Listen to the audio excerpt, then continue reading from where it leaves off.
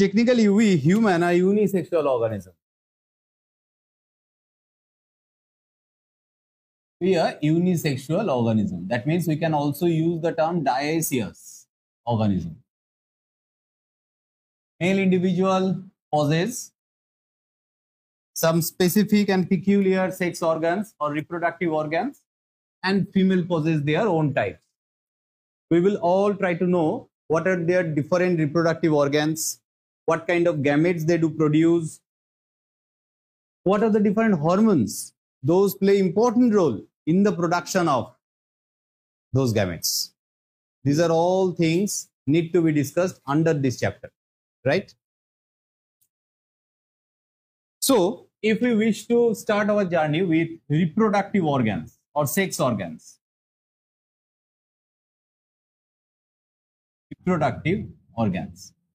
what are the major reproductive organs in male and female respectively? In male, the primary reproductive organ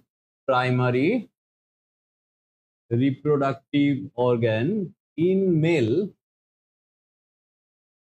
definitely is testis, and within our testis we produce sperm, mainly under the influence of a main male androgen hormone which is known as testosterone. This is our primary important hormone.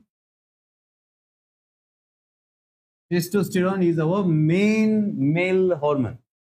But other than testosterone, we need to know some other details of different hormones that also known to play important role in the process of spermatogenesis, and they are LH hormone and FSH hormone. Although we will know details about their mechanism, their site of secretion, and how they do play their parts in the process of spermatogenesis in the latter part, but still for this time and here, as we are discussing the process in a summarized manner, so we need to say something, at least we can relate those terms when we will encounter that term in the latter half. Where from the testosterone gets secreted? It will be secreted from the inside of testis.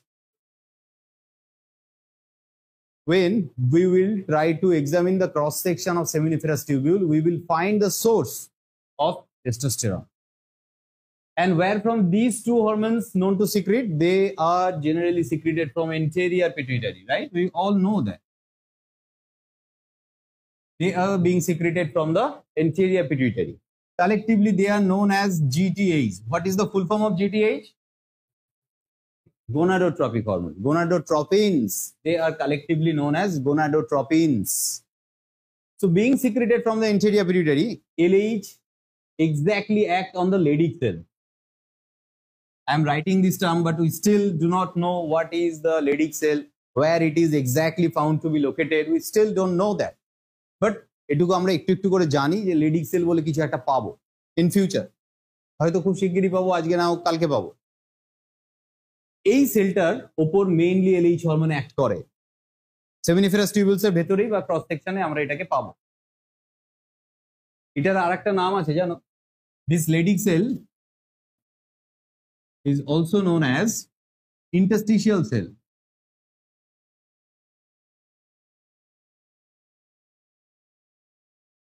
That's why this particular hormone, in case of male only, is also known as ICSH hormone. The other name of this hormone in case of male only is known as ICSH. এখানে S হবে। Interstitial cell stimulating hormone. ফিমেলদের শরীরেও এই হরমোনটা secret হয়, but that is not known as ICSH.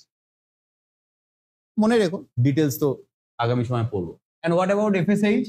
Being a part of GTH, gonadotropins secreted from anterior pituitary, they mainly acts on the Sertoli cell. Whenever we will study in details the cross section of the seminiferous tubule that is found within the testis, we will find that name, the name of Leydig cell, the name of Sertoli cell. They actually help, they act on the Sertoli cell and help in the different steps of spermatogenesis. Spermatogenesis means process of sperm generation. Flowering প্ল্যান্টসে আমরা যেটা microsporogenesis মেগাস্পোরোজেনেসিস পড়েছি, ওইটাই হিউম্যানের ক্ষেত্রে পাবো microsporogenesis মানে স্পারম্যাটোজেনেসিস, মেগাস্পোরোজেনেসিস মানে ফিমেলদের বডিতে উজেনেসিস। এই স্টেপগুলোর নামটা একটু চেঞ্জ হবে, বাট মেকানিজম কাছাকাছি। মিওসিস থাকবে তাতে, বা ডিফারেন্ট স্টেপস থাকবে, সব তো সিমিলার নয়। প্ল্যান্টস আর হিউম্যানসে আকাশ পাতাল ডিফারেন্স। তো সার্টেলি সেলস টেকনিক্যালি স্পারম্যাটোজেনেসিস প্রসেসকে ধীরে ধীরে বিভিন্ন জায়গায় মডিফাই করে, কাজ করে। আর আরেকটা কথা তখন বলতে ভুলে গেলাম, এই যে এই পার্টিকুলার হরমোন জিটিএইচ এলএইচ হরমোনটা লেডিক সেলের উপর অ্যাক্ট করে, এই লেডিক সেল থেকেই কিন্তু এটাকে সিক্রেট করতে স্টিমুলেট করে। So where from testosterone gets secreted, it is directly secreted from a Leydig cell, which can only be seen under the microscope through the cross section of seminiferous tubules. এই Leydig sell থেকে testosterone বেরোয়। আরো ডিটেলসে পাবো আমরা, hormonal control পাবো, সেই জায়গাগুলো যখন ধীরে ধীরে পড়বো। লিঙ্কটা পাঠিয়ে দিয়েছো গ্রুপে তোমার? আচ্ছা, তখন এগুলো সম্বন্ধে ডিটেলসে যাবো। আমি জাস্ট একটু প্রিলিমিনারি আইডিয়া দিচ্ছি। যেমন আমি মেলদের ক্ষেত্রে, আমাদের হিউম্যান মেলদের ক্ষেত্রে প্রাইমারি রিপ্রোডাক্টিভ অর্গান বললাম, এই একই প্রাইমারি রিপ্রোডাক্টিভ অর্গানের ফাইন্ডিংস যদি আমি ফিমেলদের বডিতে করি, what will be hour answer? Definitely it will be in female, it will B ovaries. They have two ovaries. And from this ovary, inside the ovary, they produce egg cells. They are haploid gametes inside the female body. And what are the different important hormones found in female? Although there are several different important hormones play their part in the process of oogenesis or different mechanism of in female, not only oogenesis take part under the influence of hormone, but whenever a female will get pregnant and she will become mother, different other source of hormone will play their part, respective part. So here, in case of oogenesis only, two main hormone, one is estrogen and another is progesterone.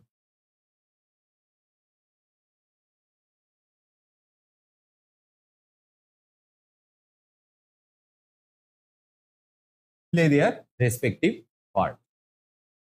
এই দুটো হরমোনই testosterone আর progesterone, এগুলো কিন্তু cholesterol derivatives. স্টেরন নাম আসছে কোথা থেকে? Steroid থেকে। Steroid sterol nucleus থেকে এসছে। তার মানে এগুলোর মধ্যে কিন্তু সবই ওই স্টেরয়েড নিউক্লিয়াসটা কিন্তু থাকবে।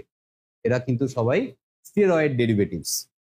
এই যে ফিমেলদের শরীরে ইস্ট্রোজেন প্রোজেস্টেরন সিক্রেট হলো, এগুলো সম্বন্ধে ডিটেলসে আরো জানবো, এবং পরবর্তী সময়ে এটাও জানবো যে এদের শরীরে এলএইচ হরমোনের কাজ কি। এলএইচ তো এদের আছে definitely, LH FSH, they play their part almost equally in male and female, but their function is not ditto same as found in male and as found in female. Definitely কি করে এক হয় বলো? এখানে Leydig সেলের উপর কাজ করছে, ফিমেলদের বডিতে তো লেডিক সেল হয় না, তাহলে কাজ করবে কি করে? এই দুটো হরমোনের মধ্যে ফিমেলের শরীরে আগে কাজ করে এই হরমোনটা। এ কি করে? ওভারির ভেতরে গ্রাফিয়ান ফলিকলকে ধীরে ধীরে ম্যাচিওর করায়। টার্মগুলো একদম আউট অফ দ্য বক্স লাগছে, আমি জিনিসটাতে এখনো ডিটেলসে যাইনি, তাও একটু টার্মগুলো একটু শেখাই, জানাই, আগামী সময় যাতে আর একটু রিলেট করতে পারি। এই চ্যাপ্টারটা যত এগোবো তত তত নতুন নতুন জিনিস জানবো। এই গ্রাফিয়ান ফলিকলকে এক্সাইটেড করে to grow there in full size, and whenever this Graafian follicle inside the ovary become completely mature, this particular hormone will help that Graafian follicle to become rupture and release the ovum. That process is known as ovulation. এইটাই menstrual সাইকেলের middle কোন ডেটে হয়, যখন আমরা menstrual সাইকেলও এই ক্লাসে আরো ডিটেলসে পড়ব। ওভিউলেশন একটা ভীষণ গুরুত্বপূর্ণ একটা ফেজ বলতে পারো, স্টেজ বলতে পারো। এইটা এলএইচ হরমোন অ্যাকচুয়ালি ওভিউলেশনে হেল্প করে। এরপরেও আরো বহুত সেকেন্ডারি কাজ আছে, এগুলো ব্রডার স্পেকট্রামে আমি ডিসকাস করছি। এই কটা তো গেল প্রাইমারি রিপ্রোডাক্টিভ অর্গানস, আর তার সাথে রিলেটেড কিছু গ্যামেটস এর নো হাউ বলতে পারো, কিছু হরমোনস এর বেসিক ইনভলভমেন্ট। যত স্টেপ বাই স্টেপ এগোবো আমরা প্রচুর ইনফরমেশন আরো বেশি পেতে থাকি। Primary sex organ, as the name suggest, if our body possess the primary sex organ, that means there are something known as secondary. না হলে প্রাইমারি কথাটা কেন আসবে? সেকেন্ডারি রিপ্রোডাক্টিভ অর্গান বলতে কি বোঝায়, এগুলোর নাম আমি ডিটেলসে বোর্ডে লিখছি না, তোমাদের বলে দিই। আমাদের যখন রিপ্রোডাক্টিভ অর্গানস গুলো আঁকবো বা পড়বো, যেমন ধরো মেল রিপ্রোডাক্টিভ অর্গানের যদি ছবি আঁকি, তো আদার দেন টেস্টিস পয়েন্টিং যেগুলো আসবে, the structure, the duct, the part associated with testis, like in case of male, you probably heard this term before, like vas deferens, like seminal vesicle, prostate gland, urethra. You may have heard this term, urethra. These are all secondary parts. Remember one thing, what are considered as secondary sex organ or secondary reproductive organ? Any part that do not produce gamete directly. Gamete তৈরি করে না এমন যে কোনো part secondary. ফিমেলদের বডিতে তাহলে কি হতে পারে? ফিমেলদের বডিতে গ্যামেট তৈরি হয় কোথায় বলে দিলাম তো, ওভারিতে। এবার ওভারির আশেপাশে যত ডাক্ট আছে, স্ট্রাকচার আছে, লাইক ইউটেরাস, যেখানে বেবি ইমপ্ল্যান্টেড হয়, বেবি বড় হয়, আমরা প্রত্যেকে মায়ের পেটে বড় হয়েছি, ইউটেরাস। ফ্যালোপিয়ান টিউব আছে, ভ্যাজাইনা আছে, ভালভা আছে, this structures can be considered as the secondary reproductive organs. তো আদার দেন main gamete producing structure, all are considered under the secondary organs. এগুলো সম্বন্ধে ডিটেলসে পড়বে। মেল ফিমেলদের মধ্যে বডি স্ট্রাকচারে কি ডিফারেন্স থাকে, অ্যাডোলেসেন্স পিরিয়ডে কি ডিফারেন্স আসে। ছেলেদের অ্যাডোলেসেন্স পিরিয়ড আসে জেনারেলি 13 to 14, ফিমেলদের 2-1 বছর আগে আসে অন অ্যান অ্যাভারেজ, এটাকে ধরা হয়। অ্যাডোলেসেন্স পিরিয়ডে কি কি চেঞ্জেস হয়, এটার ডিফারেন্স আসে পরীক্ষায়। এইটার ডিফারেন্স একটা চার্ট বানানোর চেষ্টা করো, আমার বইতে দেখবে 5টা 6টা 7টা পয়েন্ট দিয়ে সাজানো আছে, ওইটার থেকেই তোমরা ফাইন্ডিংস করার চেষ্টা করো। চলো একটু ডিটেলসে ঢুকি। ডিটেলসে না ঢুকলে আমরা কিন্তু ওপর কিছু ইনফরমেশন পাবো না। আমরা আজকে মেল রিপ্রোডাক্টিভ অর্গানস নিয়ে একটু ডিটেলস ডিসকাশন শুরু করব। আমি কোথা থেকে কিভাবে আঁকছি সেটা একটু ফলো করো।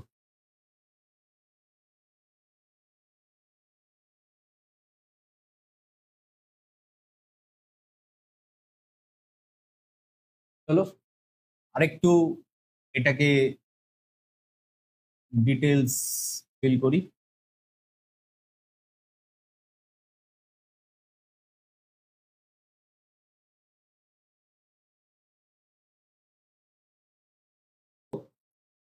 আমাদের ক্ষেত্রে জানো রিপ্রোডাক্টিভ অর্গ্যান গুলো না একেবারে আইসোলেটলি লোকেটেড থাকে না, ইট almost become fused with the excretory system.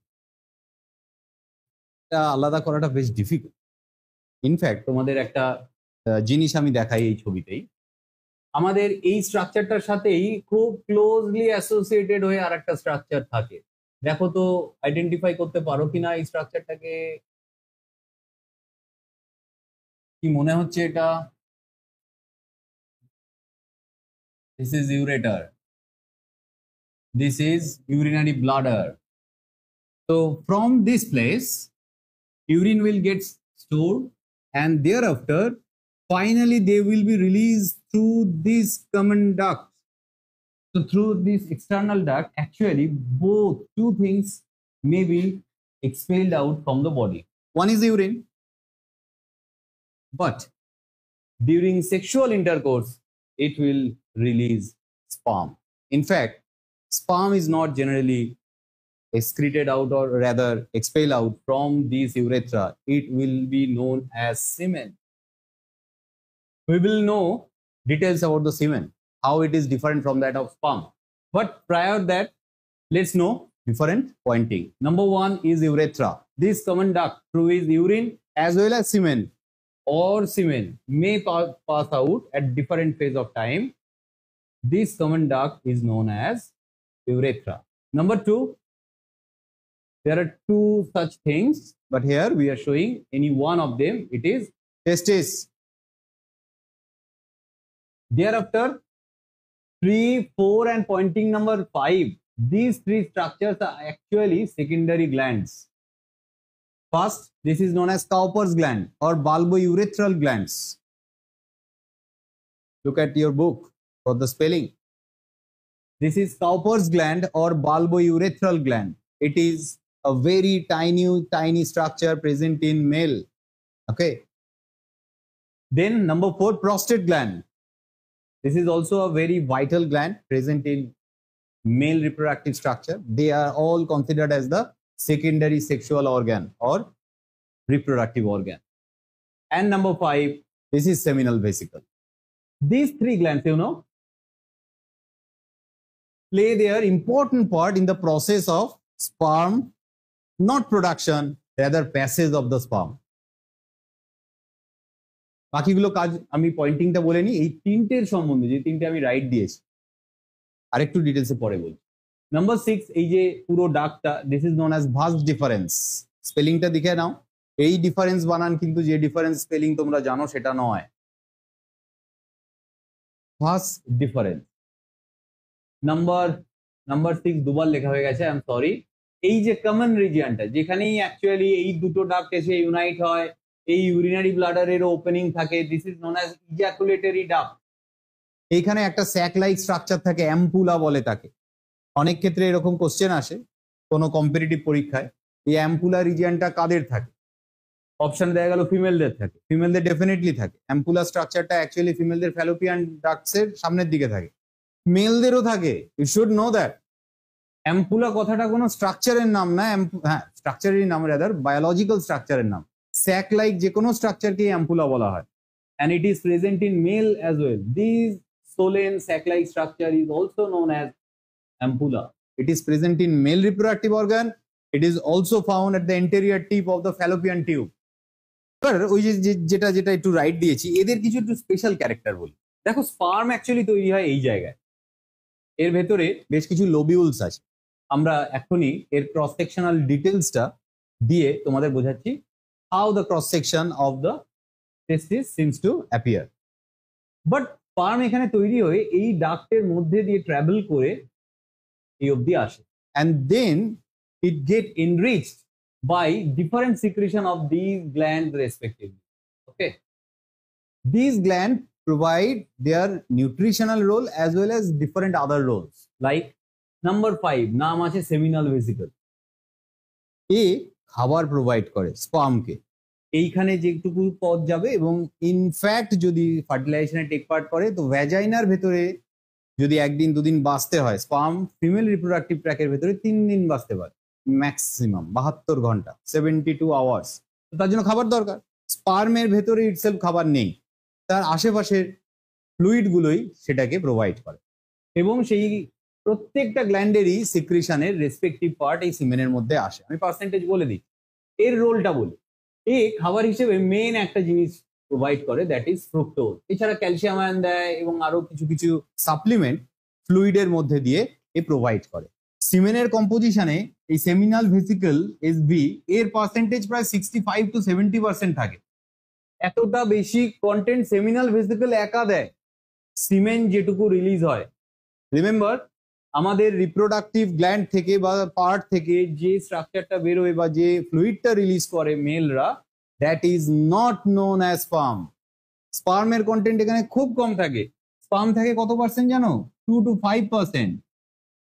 এটা খুব ভালো করে পড়তে হবে, এখান থেকে কোশ্চেন আসেই আসে, খুব পিকিউলিয়ার কোশ্চেন আসে, বিভিন্ন কম্পিটিটিভ এক্সামে আসে। So be very careful about that. এই ফ্রুক্টোজ সম্বন্ধে দু একটা কথা বলি। Fructose is a rare type of carbohydrate which is produced in human body. Remember one thing, in both male and female, in our general body structure, nowhere else fructose can ever be produced. Yes, that can be supplemented from outside inside our body through any food, through any fruit, or by any dietary sources. But remember one thing, our body will never generate fructose. Nowhere else. Remember, only there is a place. In case of male reproductive tract, it is the seminal vesicle where from fructose is present. কি peculiarity এত জোর করে বলা হচ্ছে কেন? এইটা rape হলে তার একটা confirmatory medical test, presence of fructose.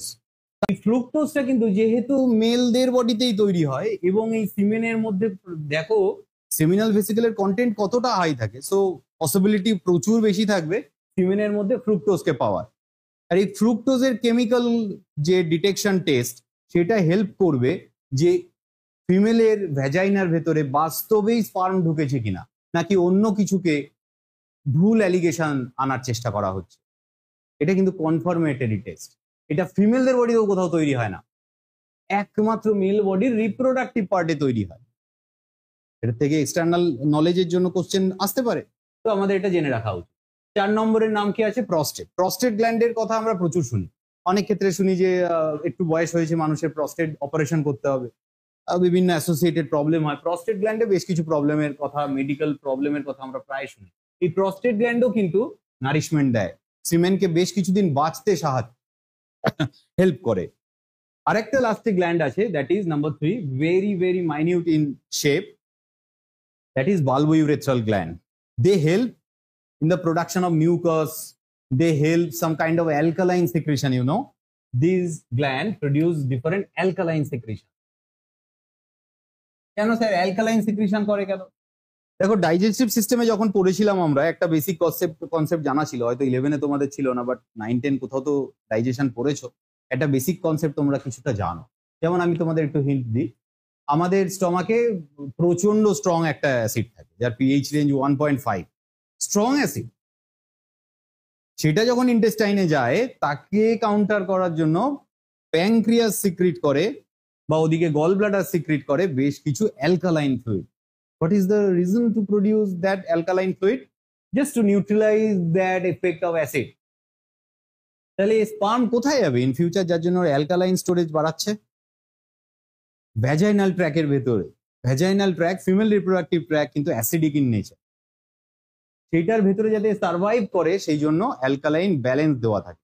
তবু সেটা খুব কম পরিমাণে, যদিও মারাত্মক লেভেলে নয়, কারণ এই গ্ল্যান্ডটার secretion that is known as Cowper's gland, আমি যদি সিজি লিখি, a very very negligible, less than 1% এর সিক্রিশন আছে। আর বাকি রিমেইনিং প্রস্টেট গ্ল্যান্ড পিজি এর সিক্রিশন এই অ্যারাউন্ড ধরে নাও 25% থাকে, সামান্য কম বেশি, অ্যাভারেজ ভ্যালু এগুলো। এই কম্পোজিশনটা নিয়ে সিমেন্ট তৈরি হয়, and this particular fluid is liberated out from the male's body, not only the sperm. Sperm দেখো কত অল্প, এই পুরো কন্টেন্টটা না থাকলে স্পার্ম বাঁচবে না। এবার চলো আরেকটু ডেপথে যাই, আমরা এর ভেতরেও স্পার্মের প্রোডাকশন হাউসটাকে একটু বোঝার চেষ্টা করি। এর ভেতরটায় আমাদের ঢুকতে হবে। চলো, সেটার জন্য আমরা পাশে একটা কিডনির যেরকম ক্রস সেকশন এঁকেছিলাম অতীতে, সেরকম একটা ছবি আছে। এগুলো একটু মুছি। কারো কিছু কোয়ারিজ?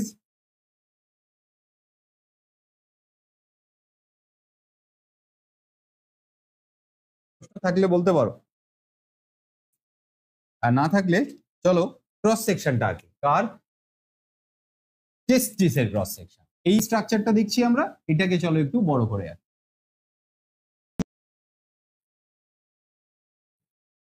আচ্ছা, এই স্ট্রাকচারটার ভেতরে কতগুলো লোবিউলস থাকে, যেরকম কিডনির ভেতরে আমরা রেনাল পিরামিড পেয়েছিলাম, kind of, not same but kind of. Here for the convenience of the diagram we will try to keep their number in control, but actually there are 200 to 250 testicular lobules are present inside each testis. এই নাম্বারটাও কোশ্চেনে আসে, খুব tricky question আসে এই জায়গাগুলোতে। তুমি প্রমাণ করতে পারবে না আউট অফ দ্য বুক এসছে, বাট প্রচন্ড minute details like role of fructose, medical significance of detection of fructose, এতটাই খুঁটিয়ে জিনিসটা জানতে হবে তোমায়। চলার পথে খুব খুঁটিয়ে পড়ো। তোমরা জানো সবসময় প্রত্যেকটা ওয়ার্ড বা সেন্টেন্স লাইন হয়তো আমি টাচ করতে পারি না, তুমি আটকালে সেটা আমায় জিজ্ঞেস করবে। প্রত্যেকটা থেকে জানি না, হয়তো তুমি জিজ্ঞেস করার পর আমার একটা গল্প মনে পড়লো, আরো অনেকটা বলে দিলাম। এটা কিন্তু হতেই পারে। সবসময় আমার মাথাতেও থাকে না যে এইটার সম্বন্ধে একটু বলে দিই, ওইটার সম্বন্ধে একটু চেষ্টা করি আমি যতটুকু মনে রাখার। তো কোনো আননোন টার্ম বা সেটা ভালো বুঝলে না, সেটা অবশ্যই নেক্সট দিন আমায় জিজ্ঞেস করবে। তো these are known as testicular lobule. মাথার দিকে এরা কানেক্টেড থাকে। কানেক্টেড কিরকম থাকে জানো? দেখো, কানেক্টেড থাকা বুঝতে গেলে এই লোবিউলস এর ভেতরে তোমায় এরকম পেঁচানো দড়ি আঁকতে হবে। চলো আমার সাথে আঁকা শুরু করো। এই দড়িগুলো একবারে নাড়ি ভুড়ির মতো পেঁচিয়ে থাকে। সবগুলোর মধ্যে দেখাতে হবে না, কয়েকটার মধ্যে দেখাও যাতে রিলেট করানো যায়, না হলে প্রচুর সময় নষ্ট হয়ে যাবে। আর এই দড়ির মাথাগুলো জানো প্রত্যেকটা জায়গা থেকে এসে এই একটা জায়গায় এসে ইউনাইট হতে থাকে।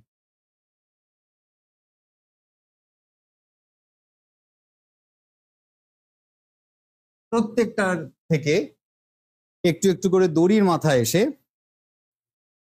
এই জায়গাটাতে ইউনাইট হয়। এই জায়গাটা আমি একটু মুছে দিই, তোমাদেরও ইরেজার দিয়ে মুছতে হবে, নিয়ে এটাকে একটু বাইরে বের করতে হবে, এই দড়ির মাথাগুলো। এই দড়ির গোড়াতে একটা দড়ি দিয়ে জাস্ট এরকম একটু পেঁচানো ইন্টার টুইস্টেড স্ট্রাকচার দেখানোর চেষ্টা করো। এই জিনিসগুলো একটু দেখানো খুব জটিল, আমি সিম্পলিফাইড করে দিচ্ছি। এই টেস্টিকুলার লোবিউলস গুলোর ভেতরে দু একটা পেঁচানো দড়ি আঁকো, যেন মনে হচ্ছে উল উল ইন্টারউভেন ভাবে রয়েছে। তার থেকে এবার সুতোর মতো স্ট্রেট দড়ি বের করো, আর তার গোড়াটায় দুটো চারটে, বেশি না, তাহলে খুব নয়েজি হয়ে যাবে ছবি। দুটো চারটে জাস্ট মনে হচ্ছে যেন এখানে একটু পেঁচিয়ে রয়েছে, আর এই জায়গাগুলো কিন্তু সেপারেটই বেরোয়। তারপর গিয়ে এর মাথাগুলো আবার জয়েন্ট লাগে, সেই জায়গাটা আমি আঁকছি। তোমরা যদি চাও এই প্রত্যেকটা টেস্টিকুলার লোবিউলস এর ভেতরে এরকম এরকম দেখিয়ে দিতে পারো, আর যদি পরীক্ষায় মনে করো সময় নেই তো দুটো তিনটের মধ্যে দেখিয়ে ছেড়ে দিও, সবগুলোর মধ্যে করতে হবে না।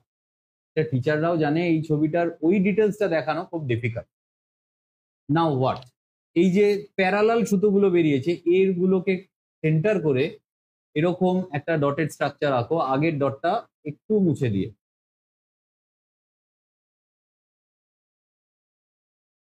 এইটা এই জায়গায় ফিউজ হয়ে যায়, এটাই আবার এই পাশ দিয়ে বেরোয়, পেছন দিয়ে চলে যায়।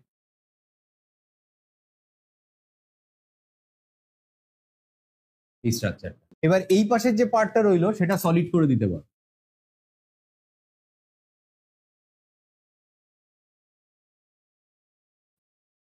বাট দেন এরপরে এইখানে যে ডটেড স্ট্রাকচারটা এঁকেছি এটাকেও আবার উলের মতো পেঁচিয়ে নোংরা করতে হবে।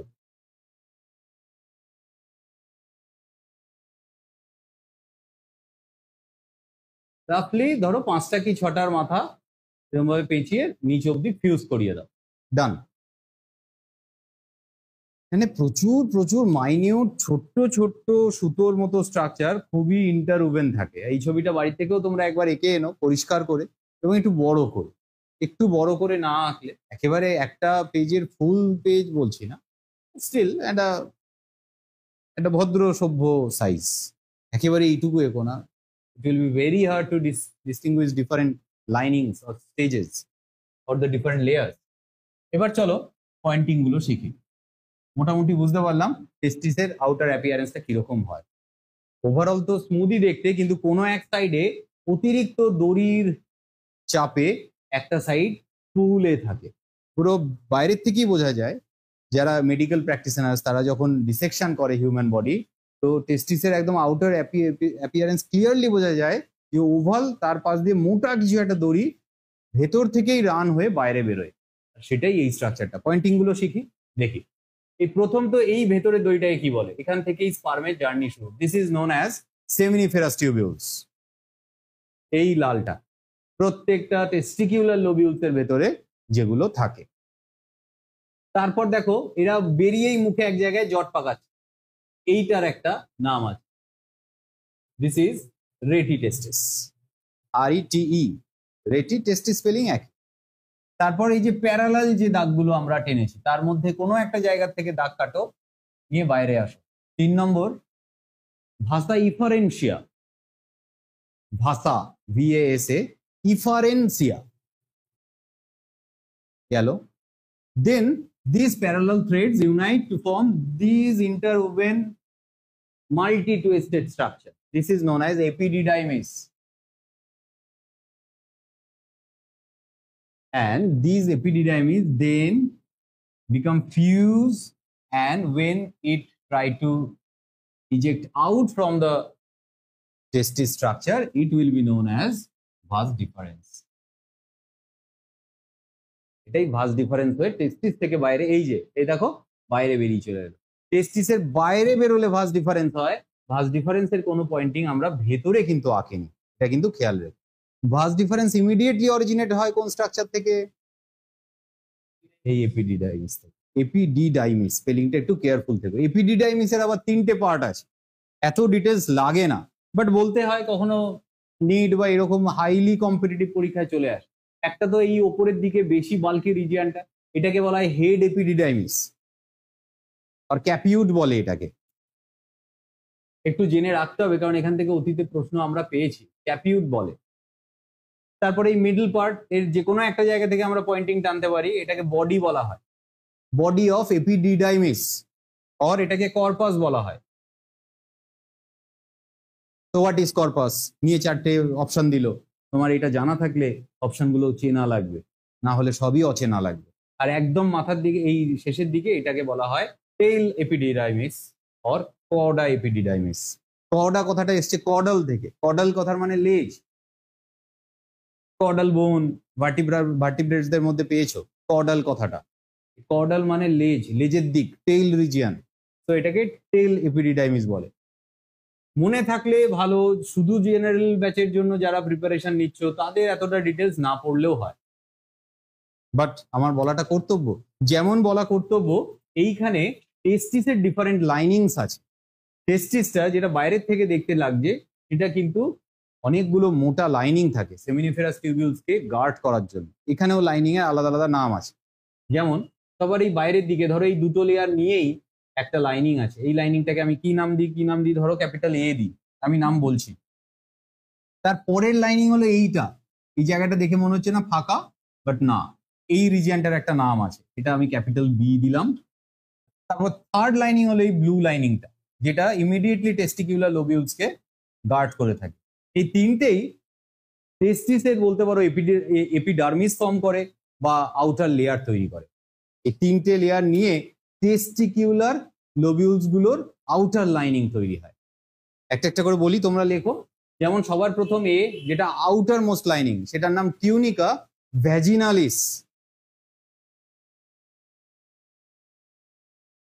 2 নম্বর অপশন বি, এটা টিউনিকা ভ্যাজিনালিস। এটার নাম টিউনিকা অ্যালবুজিনিয়া। আর লাস্টেরটা সি, টিউনিকা ভাস্কিউলারিস। সাজেস্ট করছে এই লেয়ারটার আশেপাশেই বেশি ব্লাড ভেসেলস থাকবে। ভাস্কিউলার লাইনিংস থেকে ভাস্কিউলোসা লাইনিংটা আসে, ভাস্কিউলারিস বা ভাস্কিউলোসা,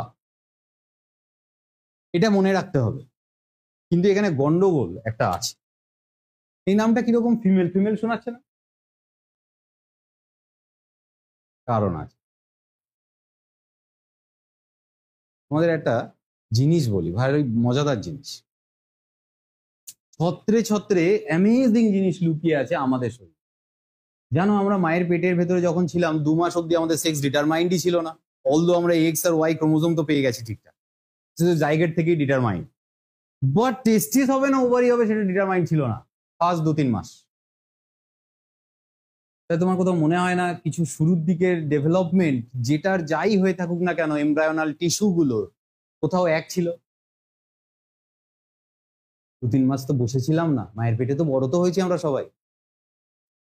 এই এমব্রায়োনাল কর্ড গুলো কিন্তু একটা সময়ে একই রকম ছিল, তারপর দুটো আলাদা আলাদা ডাক্ট তৈরি হয়, আমরা ভবিষ্যতে জানবো, উলফিয়ান ডাক্ট আর মুলেরিয়ান ডাক্ট।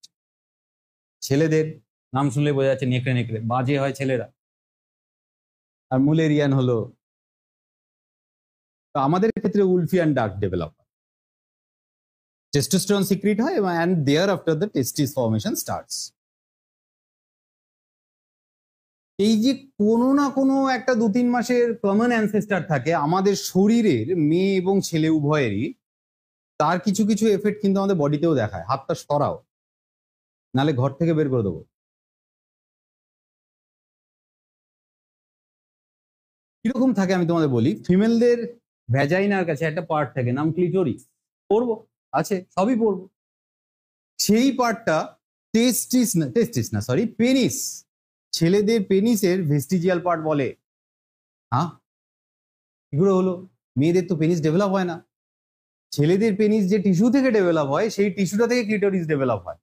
ফিমেলদের শরীরে ভ্যাজাইনা যে টিস্যুটা থেকে, এমব্রায়োনিক টিস্যু ইউনো, সেই টিস্যু থেকে এই লেয়ারটা ডেভেলপ হয়েছে, টিউনিকা ভ্যাজিনালিস। এই জন্য ওইখানে একটু সিমিলারিটিস আসে। এগুলো যখন আমরা আরো ভেতরে ডিটেলসে পড়বো, say for example graduation, master degree, ডাক্তারি, নার্সিং, তখন এগুলো এমব্রায়োনিক স্টেজের কমন ডেরিভেটিভ টিস্যুগুলোর নাম জানবো যেখান থেকে আসে। কিন্তু এইটুকু আমার বলে দেওয়া কর্তব্য, তাতে পড়াটা আরো আরো ইন্টারেস্টিং হবে। ফিমেলদের শরীরেও মেলদের বডির মতো কোনো টিস্যু স্ট্রাকচার থাকে, যেহেতু কমন অ্যানসেস্টার আমাদের, কিছু টাইমের জন্য এমব্রায়োনিক টিস্যু অ্যানসেস্টার কমন ছিল, আবার ঠিক সেরকমই আমাদের শরীরেরও এরকম পার্ট কিন্তু কিছু থাকে। তো এই ক্রস সেকশনাল ডিটেলস গুলো আমাদের মুখস্থ করতে হবে, একটু ইন ডিটেলস সামান্য একটু কাজ পড়তে হবে। দু একটা অ্যাবনর্মালিটিস আছে, যেমন আমরা জানি যে টেস্টিস যে স্যাক লাইক স্ট্রাকচারের মাধ্যমে আমাদের বডির বাইরে হ্যাং করে। ধরো আমি যদি একটা স্ট্রাকচার আঁকি, এই সাইডটা মুছি রাদার, একটু বোঝানোর জন্য ছবি তো লাগবে। ধরো হিউম্যান বডির বাইরে আমাদের শরীরে স্ক্রোটাম লাইক স্ট্রাকচারে আমাদের টেস্টিস হ্যাং করে। ফিমেলদের বডিতে ওভারি কিন্তু তলপেটের কাছে থাকে, একদম লোয়ার অ্যাবডোমেনে, কিন্তু ছেলেদের টেস্টিস বাইরে হ্যাং করে। কেন করে? তার অনেক কারণ আছে। স্পার্ম প্রোডাকশনের জন্য যে টেম্পারেচার দরকার হয়, সেটা আমাদের main body core temperature hinder করে। আমাদের core body temperature 37°C around, আর এর জন্য 34-5 হলে বেটার হয়। সেই জন্য স্ক্রোটাম লাইক স্ট্রাকচারটা আমাদের বডির বাইরে হ্যাং করে। যেখানেই নর্মাল ঘটনা সেখানেই অ্যাবনর্মালিটিও আছে, একদম জানবে। একটা বয়স অবধি আমরা যখন ছোট্ট ছিলাম, তখন আমরা মায়ের পেটের ভেতর ছিলাম, আমাদের এই স্ট্রাকচার ডেভেলপই হয়নি, জানো। 6 থেকে 7 মাস বেবির যখন বয়স মায়ের পেটে, তখন সে মেল হলেও তার স্ক্রোটাম তখনও ডিসেন্ড আউট হয়নি ফ্রম দ্য অ্যাবডোমিনাল ক্যাভিটি, তখনও মেন বডির তলপেটের কাছেই রয়েছে। যদি এটা কখনোই না হয়, তাহলে রোগের নাম ক্রিপ্টোঅর্কিডিজম, পড়তে হবে, পরীক্ষায় আসে। এটা অ্যাবনর্মালিটি, এবং এই ধরনের মেলরা কখনোই ফাংশনাল স্পার্ম প্রডিউস করতে পারে না। রেয়ার ডিজিজ, বাট অ্যাবনর্মালিটি তো জানা উচিত। Cryptorchidism, failure of descendence of scrotum outside the abdominal sac in male, এটা কোশ্চেন আসে। আরেকটা জিনিস আমি তোমাদের বলি, যেহেতু এটা আমাদের মেইন কমন অ্যাবডোমিনাল স্যাক, দেখলেই বোঝা যাচ্ছে এখানে তো আমাদের সবই অ্যাবডোমিনাল অর্গ্যানস গুলো আছে, ইন্টেস্টাইন আছে, কিডনি আছে, সবই আছে, সবারই আছে।